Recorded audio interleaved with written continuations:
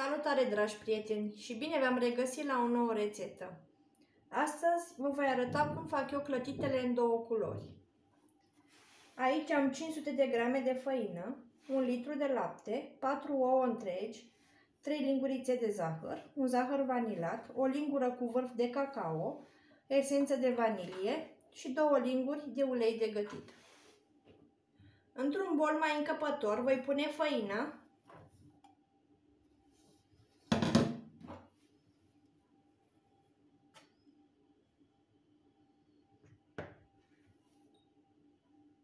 cele 4 ouă,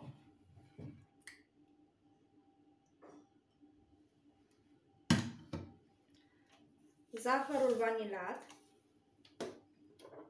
cele 3 lingurițe de zahăr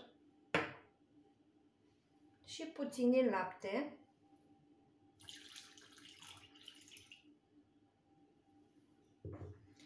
Și un praf de sare.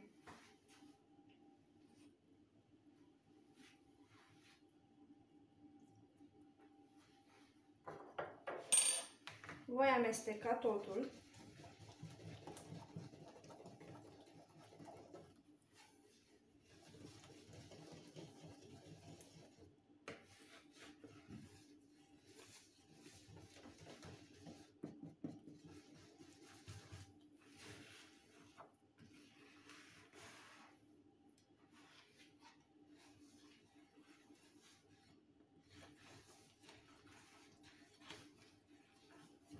Dacă vi se pare prea multă compoziție, puteți face la jumătate totul. Mai pun puțin lapte.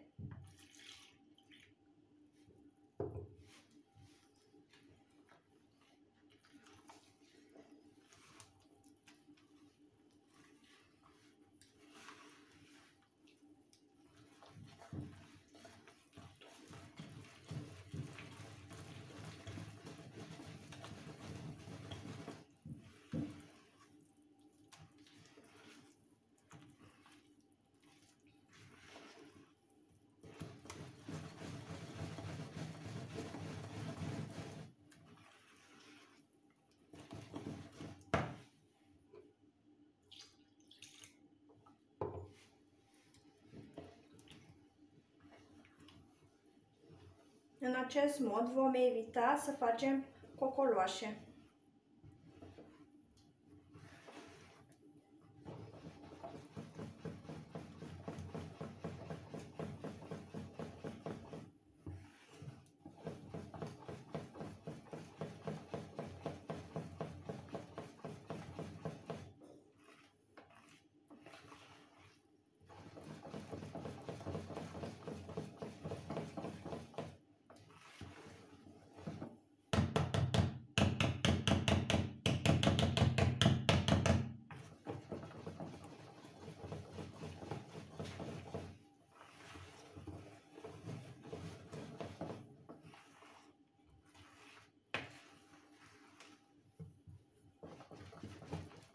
Omogenizăm totul foarte bine.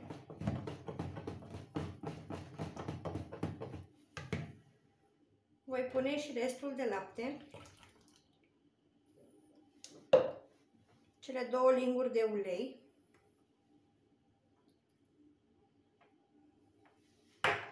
și esență de vanilie.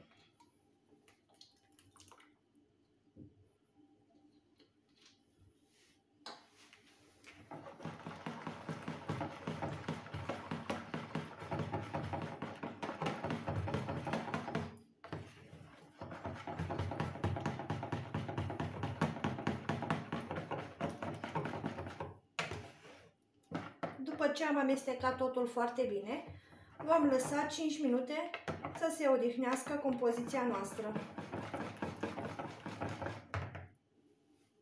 După ce au trecut cele 5 minute, voi lua câteva polonice, cam asta este consistența. Voi lua câteva polonice, voi pune într-un alt recipient, într-un bol. Și voi adăuga cacao.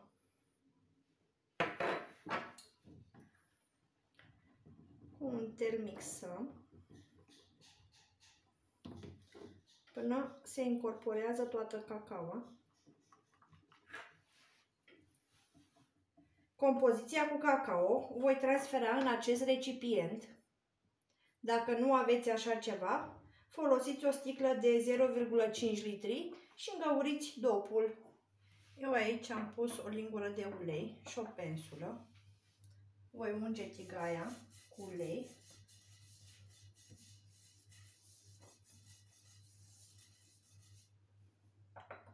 Iar acum voi face diferite forme, ceea ce vă trece prin minte.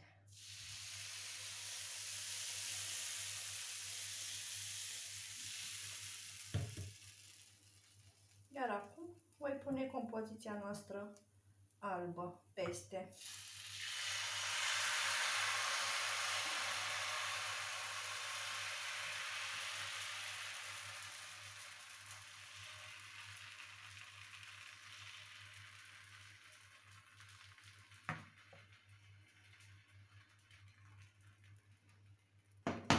Timpul de coacere este de 1 minut jumate, 2 sau până când considerați dumneavoastră că este gata. Am întors-o și pe partea cealaltă.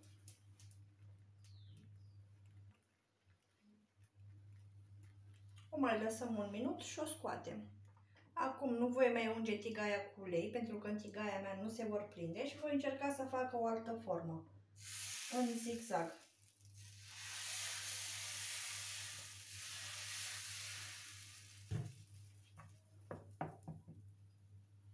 Punem compoziția albă.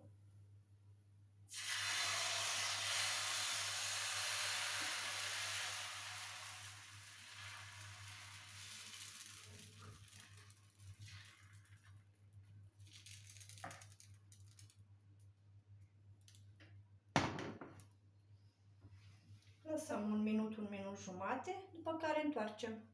Acum o voi întoarce.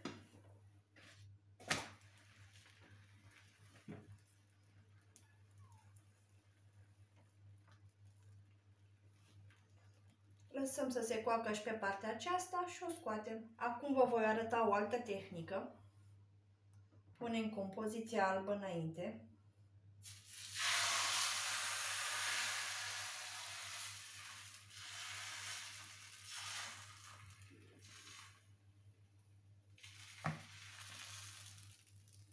Și acum punem compoziția cu cacao.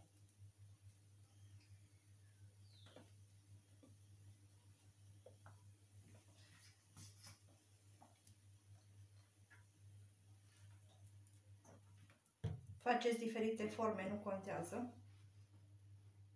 Acum o voi întoarce.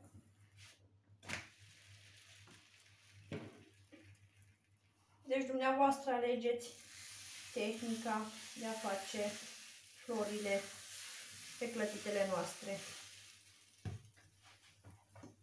Mie mai mult îmi place să pun întâi forma, compoziția cu cacao și după aceea compoziția albă. Are un alt aspect.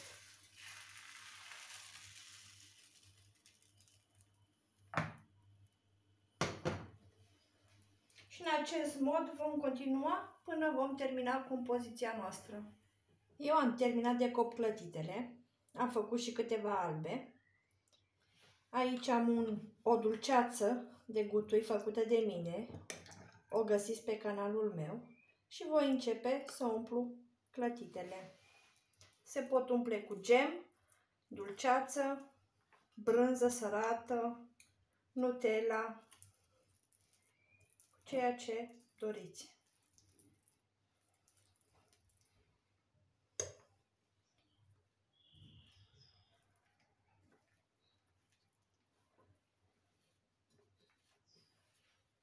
Aceasta a fost rețeta mea de clătite în 2 culori. Dacă v-a plăcut, nu uitați să vă abonați la canalul meu și ne vedem data viitoare cu o nouă rețetă. Pupici!